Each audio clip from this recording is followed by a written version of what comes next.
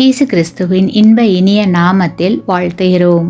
இன்றைய வேத வசனம்: வெறுமையாக்குகிறவர்கள் அவர்களை வெறுமையாக்கி அவர்களுடைய திராட்சை கொடிகளை கெடுத்து போட்டாலும் கர்த்தர் யாக்கோபின் மகிமையை திரும்பி வர பண்ணுவது போல் இஸ்ரவேலின் மகிமையையும் திரும்பி வர பண்ணுவார். நாகூம் 2:2. Today's Bible verse: For the Lord will restore the excellence of Jacob like the excellence of Israel. For the emptiers have emptied them out and ruined their vine branches. Nahum chapter 2 verse 2. கிறிஸ்துவுக்குள் அன்பான சகோதர சகோதரிகளே, உங்கள் மேல் பொறாமை கொண்டவர்கள் உங்களுடைய ஆசிர்வாதத்தை கெடுத்து போட்டாலும் கவலை வேண்டாம்.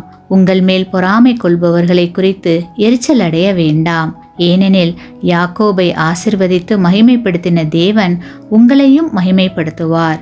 உங்கள் முகத்தை கர்த்தருக்கு நேராக திருப்புங்கள். நீங்கள் நம்பி இருக்கிற தேவனாகிய கர்த்தர் நீங்கள் இழந்த மகிமையை உங்களுக்கு திரும்பி வர பண்ணுவார். கர்த்தரின் மகிமை உங்கள் மேல் உதிக்கும். ஆமேன்.